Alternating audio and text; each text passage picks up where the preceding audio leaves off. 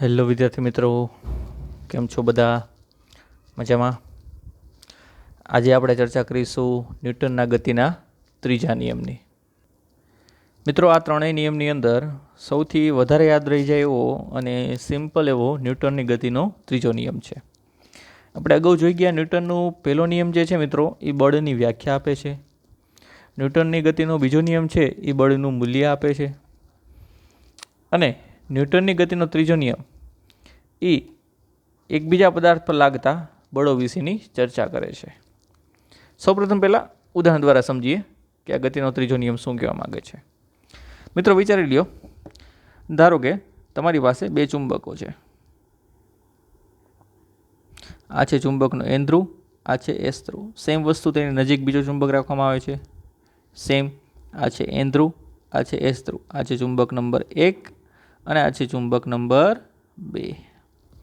તો મિત્રો, જ્યારે તમે આવી કન્ડિશન લઈને ચુંબકોને એકબીજાની નજીક ગોઠવશો ત્યારે શું થાય તમને ખબર છે? એન અને એન વચ્ચે શું થાય? અપાકર્ષણ. અપાકર્ષણ થાય તો આ ચુંબક દ્વારા આના પર આ દિશામાં બળ લાગશે અને આ ચુંબક દ્વારા આના પર આ દિશામાં બળ લાગશે. એટલે કે બંને પદાર્થો એકબીજા ઉપર એક સાથે બળો લગાડે છે. અને અહીંયા પણ હું F1 લખીશ. તો આનો મતલબ એવો થયો કે પહેલા પદાર્થે બીજા પદાર્થ ઉપર જેટલું બળ લગાડેલું છે એટલું જ બળ બીજા પદાર્થે પહેલા પદાર્થ ઉપર આ જ દિશામાં લગાડેલું છે. ભલે આ બંને બળોની દિશા પરસ્પર કેવી છે? વિરુદ્ધ છે, પણ બંને બળો એક સાથે ઉદ્ભવે છે અને બંને પદાર્થ ઉપર લાગે છે.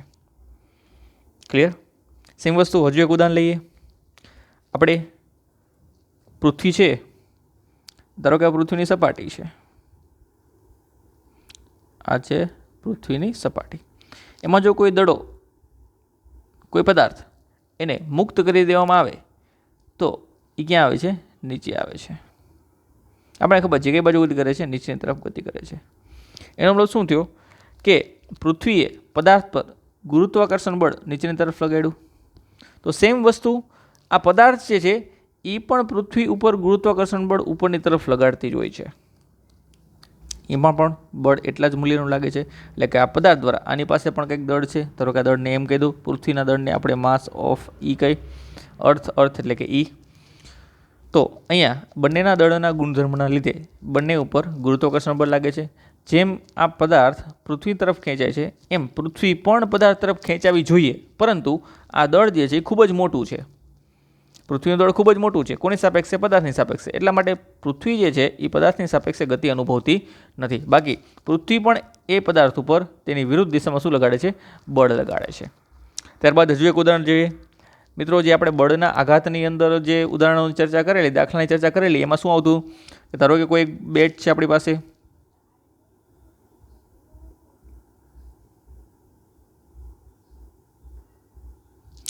આ બેટ ઉપર આ બોલ કોઈ ધારો કે આ દિશામાં ગતિ કરી રહ્યો છે. ગતિ કરતો કરતો કરતો કરતો આ જગ્યાએ બેટ સાથે અથડાશે. યસ. તો અહીંયા આપણે આઘાત તો શોધેલો જ હતો. આઘાત શું છે? એક પ્રકારનું બળ જ છે, સાથે સમયનો ગુણાકાર છે. તો જ્યારે બોલ બેટ ઉપર આ દિશામાં બળ લગાડે છે ત્યારે એટલું જ બળ એ જ સમયે બોલ ઉપર આ દિશામાં લાગતું હોય. ક્યારે તમે એકલા બળનું અસ્તિત્વ કોઈ પણ કિસ્સાની અંદર જોઈ શકશો નહીં. હંમેશા બળો જોડમાં જ ઉદ્ભવે છે. બળો ક્યારેય એકલા ઉદ્ભવતા નથી. અને આ જે જોડવાળા બળો જે છે મિત્રો, એ જોડવાળા બળોની ખાસિયત પણ તમે સાંભળ્યું છો કે આ બંને બળના મૂલ્ય સમાન હોય છે કોઈ પણ જગ્યાની અંદર, અને દિશા પરસ્પર કેવી હોય છે? વિરુદ્ધ હોય છે. હજુ એક્ઝામ્પલ આપીએ. તમારા ઘરની દિવાલ છે, એ ઘરની દિવાલ ઉપર કોઈ મુક્કો મારવામાં આવે તો તમારા હાથ ઉપર જેટલું બળ લાગે છે મિત્રો, એટલું જ બળ દિવાલ ઉપર લાગેલું હશે. ક્લિયર? દિવાલે તમારા હાથ ઉપર બળ લગાડ્યું એટલે તમને અહીંયા કંઈક નુકસાન અનુભવાય છે, અહીંયા તમને કંઈક કરંટ અનુભવાય છે, દુખે છે તમને હાથમાં. તો સામે દિવાલ ઉપર તમે એટલું જ બળ લગાડેલું છે, પણ દિવાલને અનુભવ થતો નથી. તો અહીંયા બળો હંમેશા કેવા હોય છે? જોડમાં ઉદ્ભવે છે. અને આ જોડમાં ઉદ્ભવતા બળોની ખાસિયત શું છે? કે તેમના મૂલ્ય સમાન હોય છે અને દિશા પરસ્પર વિરુદ્ધ હોય છે. તો થોડાક પોઈન્ટ્સ લખીએ મિત્રો આપણે.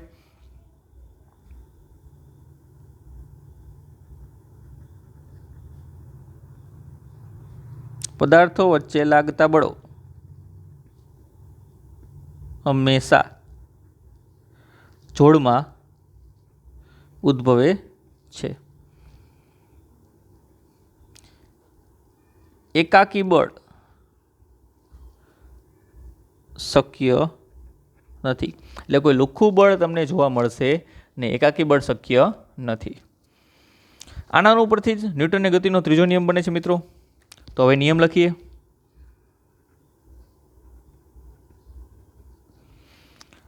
આમાંથી કોઈ પણ એક બળને તમે ક્રિયાબળ કહી શકો તો સામેના બળને પ્રતિક્રિયાબળ કહેવાનું.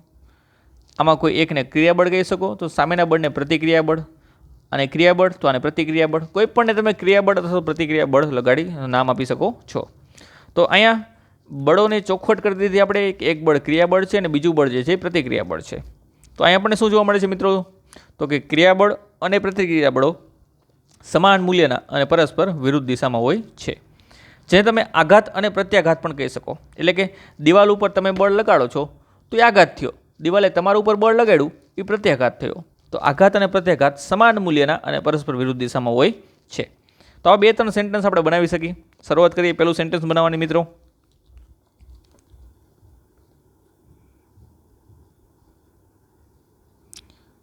દરેક ક્રિયાબળને તેના મૂલ્ય જેટલું જ અને વિરુદ્ધ દિશામાંનું પ્રતિક્રિયાબળ હોય છે. આ પેલું સેન્ટેન્સ છે મિત્રો. જો આમ ન લખવું હોય તો બીજી રીતે પણ લખી શકો છો મિત્રો. ક્રિયાબળની જગ્યાએ તમે આઘાત અને પ્રતિક્રિયાબળની જગ્યાએ પ્રત્યાઘાત શબ્દ વાપરી શકો છો. તો બીજું સેન્ટેન્સ બની શકે આપણે આઘાત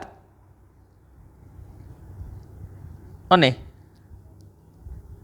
પ્રત્યાઘાત સમાન મૂલ્યના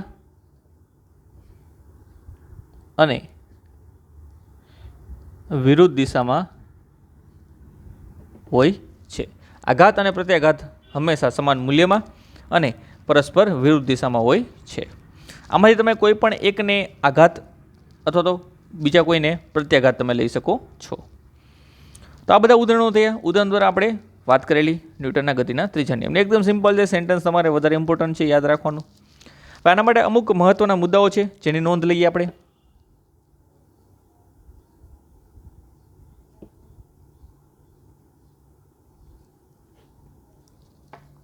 ફર્સ્ટ વન, પહેલી ચર્ચા કરીએ.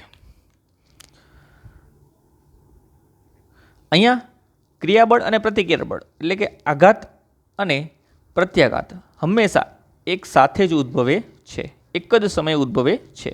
તો પહેલો પોઈન્ટ લખીએ. ક્રિયાબળ અને પ્રતિક્રિયાબળો એક જ સમયે ઉદ્ભવે છે. એવું ન હોય કે તમને કોઈ ઝાપટ મારે, ગાલ ઉપર લાફટ મારે તો સામેવાળા વ્યક્તિને થોડાક વાર પછી ખબર પડે અને તમારા હાથમાં તરત કરંટ આવી જાય. એવું તો પોસિબલ નથી થતું. તમે કોઈને લાફટ મારો છો તો સામેવાળા વ્યક્તિને પણ એ કરંટ અનુભવાય છે અને તમને આંગળીઓમાં પણ એ કરંટ અનુભવાય છે. એટલે કે ક્રિયાબળ અને પ્રતિક્રિયાબળ બંને એક જ સમયે ઉદ્ભવે છે, અલગ અલગ સમયે ઉદ્ભવતા નથી. સેકન્ડ પોઈન્ટ, આ બધા જ ઉદાહરણની તમે જોઈ શકો છો. કોઈ પણ એકને ક્રિયાબળ કહો તો બીજાને પ્રતિક્રિયાબળ કહી શકો છો. શું બંને બળો એક જ પદાર્થ માટે ઉદ્ભવે છે? તો તમારો જવાબ આવશે ના. બંને બળો અલગ અલગ પદાર્થમાં ઉદ્ભવે છે. ક્રિયાબળ કોઈ એક પદાર્થ પર ઉદ્ભવતું હોય તો પ્રતિક્રિયાબળ કોઈ બીજા પદાર્થ પર ઉદ્ભવે છે. ક્લિયર? તો ક્રિયાબળ અને પ્રતિક્રિયાબળ અને પ્રતિક્રિયાબળ હંમેશા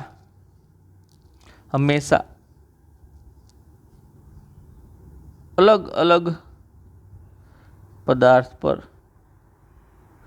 જોડમાં જ ઉદ્ભવે છે. તો આ સેકન્ડ પોઈન્ટ થયો. હંમેશા એના પર અલગ અલગ પદાર્થ પર બંને બળો ઉદ્ભવે છે. અને થર્ડ પોઈન્ટ, ધારો કે મિત્રો અહીંયા મારી પાસે આ કોઈ એક પદાર્થ છે જેનું દળ છે m1, આ કોઈ બીજો પદાર્થ છે જેનું દળ છે m2. તો બંનેના દળના લીધે આને પદાર્થ નંબર 1 કહી દઉં અને પદાર્થ નંબર 2 કહી દઉં. તો બંનેના દળના લીધે બંને ઉપર ગુરુત્વાકર્ષણ બળ લાગતું હોય, આના ઉપર આ બાજુ અને આના પર આ બાજુ. હવે આ બળ જે છે એ પહેલા ઉપર લાગે છે. કોના દ્વારા લાગે છે? બીજા દ્વારા. તો આપણે F12 લખી શકીએ, જેને સદિશ સ્વરૂપે આવી રીતે દર્શાવાય. સેમ વસ્તુ, આ બળ બીજા ઉપર લાગે છે. કોના દ્વારા લાગે છે? પહેલા દ્વારા. તો એને આ રીતે દર્શાવી શકાય સદિશ સ્વરૂપે. તો આપણે કીધું પણ આઘાત છે, આ પ્રત્યાઘાત છે, આ ક્રિયાબળ છે, આ પ્રતિક્રિયાબળ છે. તો બંને બળો સમાન મૂલ્યના પરસ્પર વિરુદ્ધ દિશામાં હોય છે. તો માત્ર મૂલ્ય સ્વરૂપે લખવું હોય કે 1 અને 2 પદાર્થ પર લાગતા બળો માટે તમે આવું લખી શકો, F12 = F21. આ માત્ર મૂલ્ય સ્વરૂપે, માત્ર મૂલ્ય. આ શું દર્શાવે? બંને બળના મૂલ્ય સમાન છે. આને કઈ રીતે વાંચવાનું?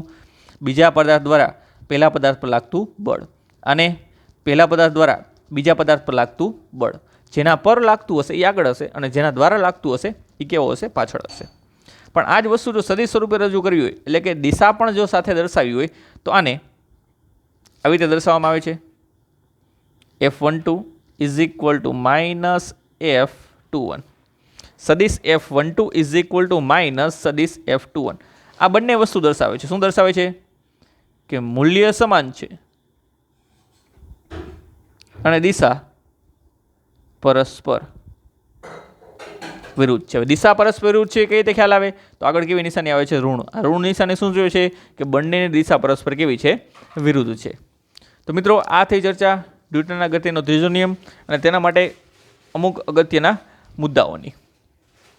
ત્યારબાદ હવે બળનો આઘાત જે આપણે અગાઉના લેક્ચરમાં ભણ્યા અને ન્યૂટનના ગતિનો ત્રીજો નિયમ, એ બંનેને અનુલક્ષીને આપણે ખૂબ અગત્યના ઇમ્પોર્ટન્ટ એવા દાખલાની ચર્ચા કરીશું. એવું ઉદાહરણ છે આપણી પાસે, ઉદાહરણ નંબર 5.5. બહુ સરસ મજાનું સિમ્પલ છે. આકૃતિમાં દર્શાવ્યા મુજબ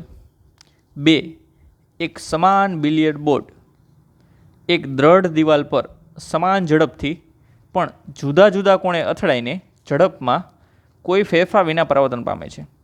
આમાંથી આપણે એક બોલની ચર્ચા કરેલી છે, એક બોલની પાછળ આવશે. અત્યારે એક બોલની ચર્ચા કરેલી છે. આ પોતાની પ્રારંભિક ઝડપ યુથી ગતિ કરે છે, દિવાલ સાથે અથડાય છે. આ છે મિત્રો દિવાલ. અને આ જગ્યાએ અથડાઈને, એટલે કે સંઘાત અનુભવીને, અથડાવવું એટલે કે સંઘાત અનુભવીને પાછો આવે છે. જેટલાની ઝડપથી આવતો હતો એટલા ઝડપથી પાછો આવે છે. એટલે કે શરૂઆતનો વેગ પણ યુ જ છે અને અંતિમ વેગ પણ કેવો છે? યુ જ છે. એટલે કે પ્રારંભિક વેગ અને અંતિમ વેગ બંને કેવા છે? સમાન છે. અત્યારે હાલમાં એ જ માર્ગે પાછો આવે છે. તો પેલી વસ્તુ, દરેક બોલના લીધે દિવાલ પર લાગતા બળની દિશા કઈ છે? જોજો, બોલના લીધે દિવાલ પર લાગતા બળની દિશા આપણે શોધવાની છે. તો એ તો આકૃતિ પરથી પણ દેખાય કે ભાઈ આ છે બોલ, આ બાજુ ગતિ કરી રહ્યો છે, અહીંયા અથડાશે તો દિવાલ પર લાગતું બળ આ દિશામાં હશે, આ દિશામાં. પણ એ આપણે સાબિત કરીને બતાવવાનું છે કે કઈ રીતે એ દિશામાં પોસિબલ બને. આકૃતિ ઉપરથી વાત નથી કરવાની. અને બીજી વસ્તુ, દિવાલ વડે બંને બોલ પર લગાડેલા આઘાતના માનનો ગુણોત્તર કેટલો હશે? એટલે કે બંનેને આપણે આઘાત પણ શોધવાનો છે, ત્યારબાદ આઘાતનો ગુણોત્તર. કિસ્સો 1ની ચર્ચા કરી, ત્યારબાદ કિસ્સા 2નો આઘાત શોધો અને બંનેનો ગુણોત્તર તમારે લેવાનો છે. તો સૌપ્રથમ પહેલાં આપણે આઘાત શોધીએ. તો આઘાત એટલે આપણને ખબર છે કે મિત્રો વેગમાનમાં થતો ફેરફાર. બળનો આઘાત એટલે શું છે? વેગમાનમાં થતો ફેરફાર. તો સૌપ્રથમ આપણે ઝડપ ધારી લીધી છે. ધારો કે બોલની પ્રારંભિક અને અંતિમ ઝડપ કેટલી છે? યુ છે. અને તેનું દળ કેટલું છે? સ્મોલ એમ છે. દળ પણ ધારી લ્યું કેટલું છે? સ્મોલ એમ. કારણ કે વેગમાન આવશે એટલે દળ તો આવશે જ તે. તો મિત્રો, અહીંયા આપણે એક્સ અક્ષને આડી રેખા તરીકે પસંદ કરેલી છે, વાય અક્ષને ઊભી રેખા તરીકે પસંદ કરેલી છે, જેથી આપણને દિશા માપવામાં ઇઝી પડે. તો ચલો, કિસ્સા 1 માટે આપણે આ થયો શરૂઆતનો વેગ આ દિશામાં છે, ક્લિયર. આ પ્રારંભિક વેગ છે, અંતિમ વેગ છે આ દિશામાં છે. તો એને અનુરૂપ આપણે વેગમાનના ઘટકો લઈએ. તો પહેલાં વાત કરીએ પ્રારંભિક વેગમાન.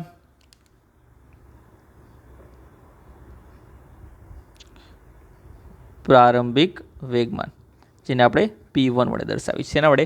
P1 વડે. ચલો, તો પ્રારંભિક વેગમાન એના બે ઘટકો છે, એક્સ ઘટક અને વાય ઘટક. તો પહેલાં એક્સ ઘટકની ચર્ચા કરું. એક્સ ઘટક જેને આપણે P1x કહીએ. ચલો, કઈ બાજુ છે?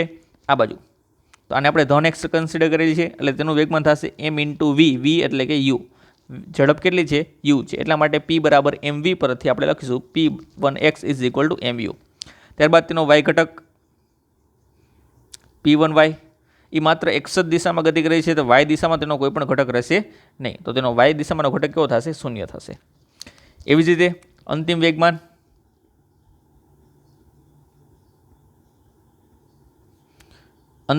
એટલે P2 એટલે કે અથડામણ બાદનું વેગમાન. તો અથડામણ બાદનો વેગ આ બાજુ છે, એક્સ અક્ષની દિશામાં છે પણ ઋણ એક્સ અક્ષની દિશામાં છે, એટલે તેનો માત્ર એક્સ ઘટક જ મળશે. P2x ઇઝ ઇક્વલ ટુ ઋણમાં હોવાથી માઇનસ એમ યુ, કારણ કે વેગમાન સદિશ રાશિ છે તો એના માટે આપણે દિશા કન્સિડર કરવી પડે, એટલા માટે માઇનસ એમ યુ, કારણ કે તેનો વેગ આ દિશામાં છે. આ દિશા આપણે પ્લસ એક્સ લઈ તો આપણે આ દિશાને માઇનસ એક્સ અક્ષ લેવી પડે. ક્લિયર? અહીંયા પણ વાય ઘટક કેવો રહેશે? શૂન્ય જ રહેશે, કારણ કે આ પણ માત્ર ક્યાં દિશામાં ગતિ કરે છે? આ દિશામાં, એટલે કે એક્સ અક્ષની દિશામાં જ ગતિ કરે છે, વાય અક્ષની દિશામાં ગતિ કરતો નથી. તો હવે વાત કરીએ બળના આઘાતની. બળનો આઘાત એટલે કે વેગમાનમાં થતો ફેરફાર. અહીંયા પણ આપણે એક્સ ઘટક અને વાય ઘટક લેશું. તો સૌપ્રથમ લઈએ એક્સ ઘટક, તો delta P x is equal two P2x minus P1x. P2x એટલે શું છે મિત્રો? Minus M you, minus P1x કેટલા છે? એમ યુ, એટલે થશે માઇનસ 2 MU. જ્યારે આનો વાય ઘટક છે મિત્રો એ તો તમને મળવાનો જ નથી, કારણ કે delta P Y is equal to આપણે લખીએ કે P2y માઇનસ P1y, પણ આ બંને કેવા છે? 0, એટલે તેનો વાય ઘટક કેવો મળશે? 0. એટલે માત્ર તમને વેગમાન જે મળે છે એ માત્ર કઈ દિશામાં મળે છે? એક્સ દિશામાં જ મળે છે, વાય દિશામાં મળતું નથી. હવે આ જે વેગમાનમાં થતો ફેરફાર છે એ બોલનો છે મિત્રો, બોલના વેગમાનમાં થતો ફેરફાર છે, અને બોલના વેગમાનમાં થતા ફેરફારની દિશા તમને કઈ મળી?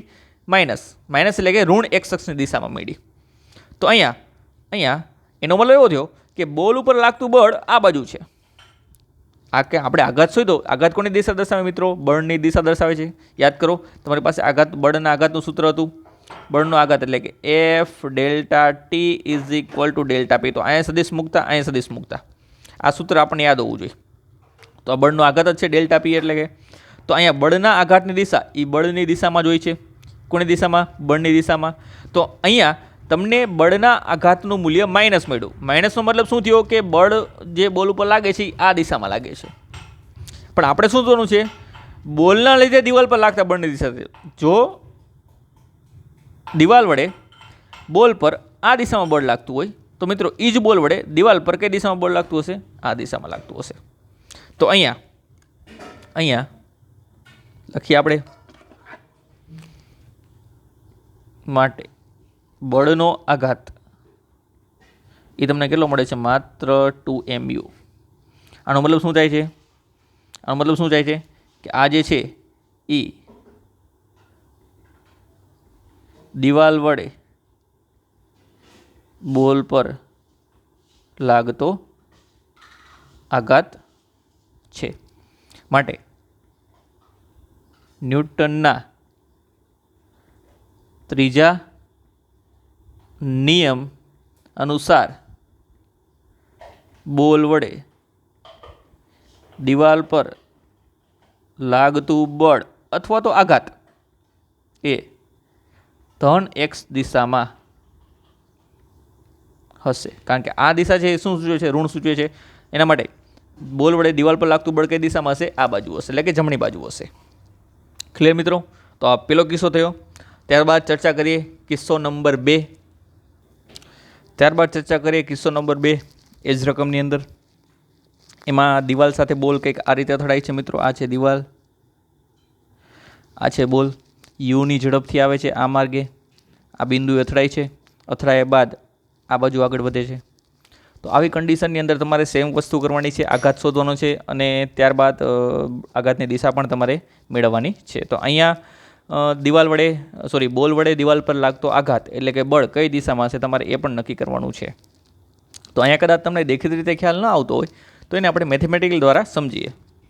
એના માટે હું બંને વસ્તુ અલગ કન્સિડર કરું છું. પહેલાં આ સદિશ લઉં છું, પછી આ સદિશ લઉં છું મિત્રો. તો પહેલાં હું દોરું છું આ સદિશ, પ્રારંભિક સદિશ. ત્યારબાદ દોરું છું આ સદિશ, પ્રારંભિક અંતિમ સદિશ.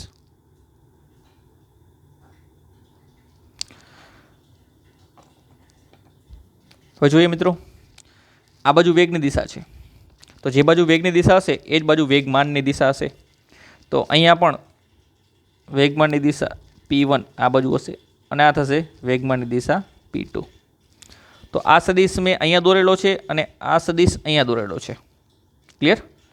ત્યારબાદ જોઈએ સદિશોના ઘટકો પાડવાની વાત, કારણ કે આપણે એક્સના ઘટક અને વાય ઘટકના સ્વરૂપમાં લઈએ છીએ. તો અહીંયા એક્સ ઘટક અને વાય ઘટક કઈ રીતે પાડી શકાય? તો મિત્રો એક્સ ઘટક એક્સ અક્ષની દિશામાં અહીંયા સુધીનો લેવાનો, વાય ઘટક વાય અક્ષની દિશામાં અહીંયા સુધીનો લેવાનો. સેમ વસ્તુ અહીંયા પણ એક્સ અક્ષની દિશામાં અને વાય અક્ષની દિશામાં લઈ શકો છો તમે. આ થયો એક્સ અક્ષની દિશામાં અને આ થયો વાય અક્ષની દિશામાં. આ થઈ ઘટકો પાડવાની વાત, જે તમારે ચેપ્ટર નંબર 4 સદિશોની અંદર આવતું હશે. સિમ્પલ વસ્તુ, કોઈ પણ ચરણ હોય, 4 ચરણની આપણે વાત કરેલી હતી મિત્રો, એક સાઈડમાં વાત કરી છે આપણે એક્ઝામ્પલ પૂરતી, કે તમારી પાસે ધારો કે આ 4 ચરણ છે, તમારો સદિશ આ જગ્યાએ છે, પહેલા ચરણમાં છે, સદિશ આ જગ્યાએ છે. તો કાંઈ નહીં કરવાનું મિત્રો, ઉપરથી લાઇટ પાડવાની. ઉપરથી લાઇટ પાડો તો આનો પડછાયો અહીંયા જોવા મળે આ જગ્યાએ. તો અહીંનો એક્સ ઘટક થયો. કેમ? તો કે આ સદિશનો એક્સ અક્ષ પરનો પડછાયો એનો ઘટક કહેવાય. ત્યારબાજુ આ બાજુથી લાઇટ પાડો, આ બાજુથી લાઇટ પાડો તો આનો પડછાયો અહીંયા જોવા મળે, અહીંયા જોવા મળે. તો આ થયો તેનો વાય ઘટક. તો અલગ અલગ ચરણમાં રહેલા હોય એ પ્રમાણે અલગ અલગ ઘટકો મળે. ધારો કે સદિશ આ જગ્યાએ રહેલો છે, આ જગ્યાએ, તો તેનો એક ઘટક અહીંયા મળશે, આ રહ્યો ઈ, અને ઘટક અહીંયા મળશે, આ રહ્યો ઈ. ઘટક એટલે કાંઈ નહીં, આપણે પડછાયો જ પાડવાનું છે મિત્રો. ત્યારબાદ બીજી વસ્તુ પણ સાથે સાથે કહી દઉં, એ જે ઘટક થાય, ધારો કે અહીંયા થીટા બને છે, આ થીટા બને છે, અને સદિશનું નામ છે સદિશ એ. શું નામ છે? સદિશ એ. અને આ ઘટક સાથે થીટા બનાવે છે, તો આ ઘટકને કહેવાય એ કોસ થીટા, અને જેની સાથે થીટા ન બનતો એને કહેવાય એ સાઇન થીટા. સેમ વસ્તુ ધારો કે મિત્રો અહીંયા આ કિસ્સામાં આ જગ્યાએ થીટા બને છે, તો કયા ઘટક? વાય ઘટક સાથે થીટા બને છે, તો એને કહેશું આપણે, આ સદિશને બી નામ આપી દઉં, તો એને કહેશું આપણે બી કોસ થીટા. અને જે ઘટક સાથે થીટા ન બનતો એને કહેશું આપણે બી સાઇન થીટા. આવી સમગ્ર ચર્ચા તમારે ફોર્થ ચેપ્ટરની અંદર કરવાની થશે, સમતલમાં ગતિની અંદર. તો અહીંયા મિત્રો જોઈ લઈએ આપણે ફરી એકવાર. અહીંયા આપણે બંને સદિશો છે, આ અને આ કયા ચરણમાં આવે છે? તો કે આ આવશે આ ચરણમાં, આ જગ્યાએ, અને આ આવશે ત્રીજા ચરણમાં, આ રહ્યો પોતે, અને આ છે ચોથા ચરણમાં. તો ચોથા ચરણમાં તમે મિત્રો આ રીતે ઘટક પાડીએ, એક અહીંયા અને એક અહીંયા, એટલે એ રીતે પાડેલા છે. ત્રીજા ચરણના ઘટકો આ રહ્યા બે, આ સદિશ હોય તો આ બેના ઘટકો થયા, એવી રીતે પાડેલા છે. અને જેની સાથે થીટા બને એને તમારે કોસ કહેવાનું, જેની સાથે ન બને એને સાઇન કહેવાનું. ચલો મિત્રો સમજીએ હવે થીટા કઈ રીતે બને છે અહીંયા. તો વિચારો, આ જે થીટા છે, થીટા એટલે કે આ લાઈન થઈ, આ 30નો થયો. તો મિત્રો આ 30નો જ થશે, કારણ કે યુગ્મ કોણ છે, આ ઝેડ બનશે ઊંધો. આ જે છે એ 30નો થશે, આ રહ્યો, તો આ પણ કેટલા થશે? 30નો. સેમ વસ્તુ અહીં મિત્રો, અહીં તો ડાયરેક્ટલી ખબર પડી જાય, આ એક્સ અક્ષ છે, આ સદિશ છે, આ સદિશ છે, તો આ ખૂણો ડાયરેક્ટ તમને આપેલો છે 30. તો જેની સાથે 30 બને એ કોસ, જેની સાથે થીટા ન બને એ સાઇન.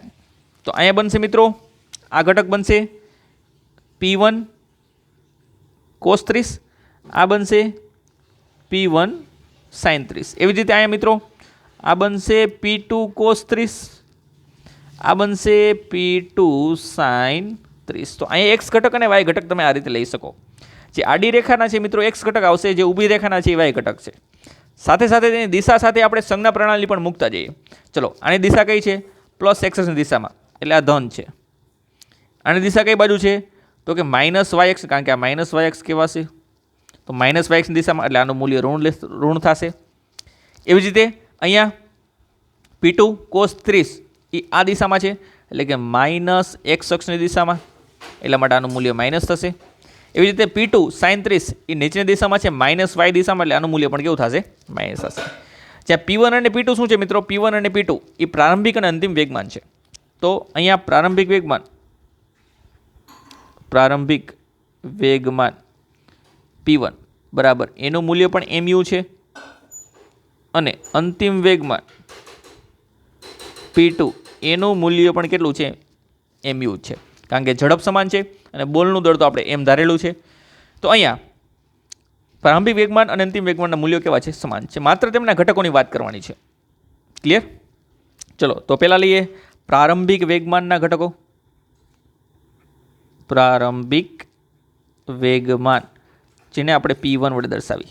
સૌપ્રથમ તેના x ઘટક લખીશું.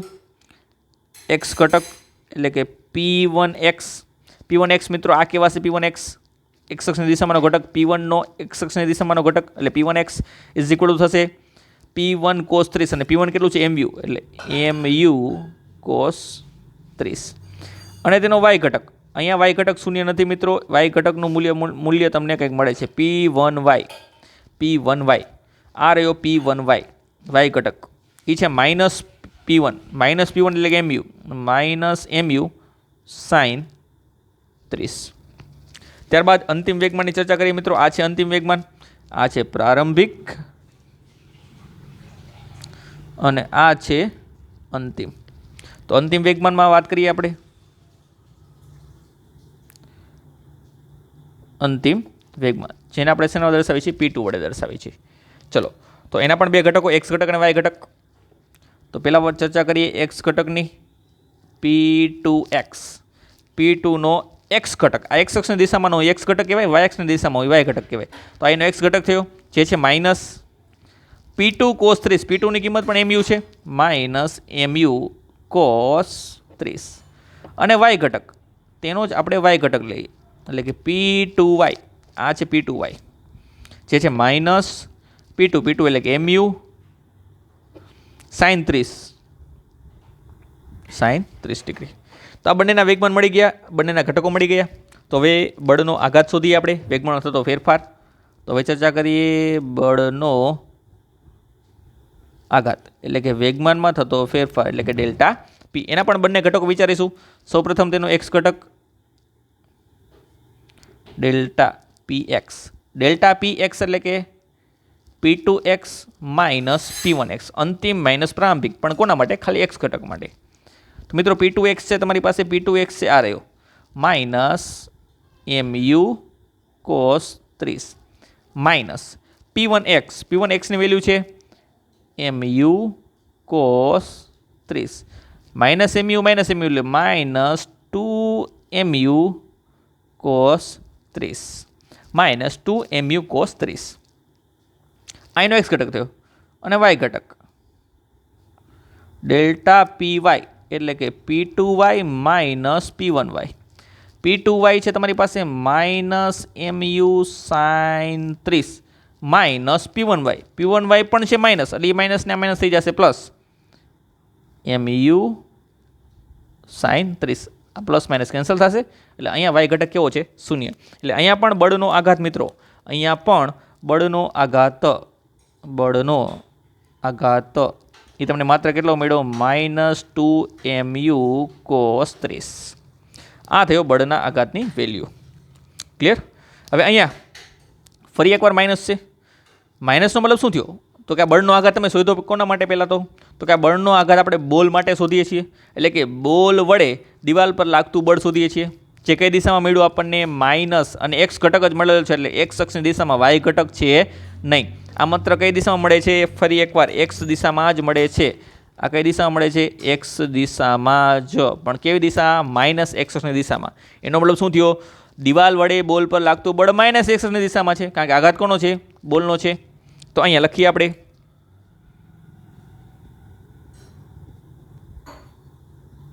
બોલનો આઘાત ઋણ x અક્ષની દિશામાં છે, માટે ન્યૂટનના ગતિના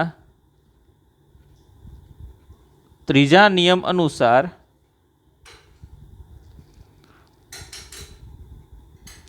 બોલ વડે દિવાલ પર લાગતું બળ દિવાલ પર લાગતું બળ પ્લસ એક્સ અક્ષની દિશામાં છે. એટલે અહીંયા પણ બળના આઘાતનું મૂલ્ય એ આ દિશામાં જ મળશે, પ્લસ એક્સ અક્ષની દિશામાં. ક્લિયર? કારણ કે વાય ઘટક તો આનો મળતો નથી આપણને, એટલે અહીંયા પણ તમને શું મળશે? વાય અક્ષની દિશામાં જ મળશે. ત્યારબાદ મિત્રો અહીંયા ગુણોત્તર પણ લેવાનો છે, તો ચર્ચા કરીએ ગુણોત્તરની. તો પહેલા કિસ્સાની અંદર ડેલ્ટા P1 અને ડેલ્ટા P2 કહી દઈ. આ છે બીજા કિસ્સા માટે. ચલો એના અલગ વડે દર્શાવી. ડેલ્ટા P ડેશ તો આ થશે ડેલ્ટા P ડેશ, આ ડેલ્ટા P ડેશ તો બધા ડેલ્ટા P ડેશ થશે બીજા કિસ્સા માટે. ડેલ્ટા P જે છે પહેલા કિસ્સો થશે અને ડેલ્ટા P ડેશ છે એ બીજો કિસ્સો થશે. ડેલ્ટા P ની વેલ્યુ હતી 2mu પણ કેવા?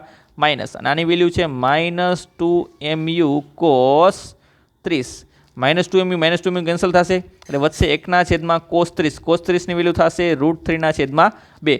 એટલે ગુણોત્તરનો જવાબ આવશે 2/√3. તો મિત્રો આ થયો આન્સર, ગુણોત્તરનો જવાબ. બંને કિસ્સાની અંદર બંનેના આઘાતનો ગુણોત્તર કેટલો મળશે? 2/√3. તો આ થઈ ચર્ચા મિત્રો બળના આઘાતને લગતી. સેમ દાખલો આવો તમારે એક સ્વાધ્યાયમાં પણ છે. સેમ છે, બહુ ઝાઝો ચેન્જીસ નથી મિત્રો. જે દાખલા નંબર છે 5.20 થાય તો આપણે ટ્રાય કરવાની છે. બાકી નેક્સ્ટ લેક્ચરમાં આપણે સ્વાધ્યાયનો 5.20 નંબરનો દાખલો આપણે કરાવશું. ક્લિયર મિત્રો? તો આજની ચર્ચામાં અહીંયા સુધીનું આપણે સીમિત રાખીએ. ત્યારબાદની ચર્ચા આપણે વાત કરીશું નેક્સ્ટ લેક્ચરમાં. હા, સાથે સાથે આ સદીશોની વાત જે છે, સદીશોના ઘટકની વાત, એ પણ તમારે યાદ રાખવાની રહેશે. ક્લિયર? તો મળીએ મિત્રો હવે નેક્સ્ટ લેક્ચરની અંદર.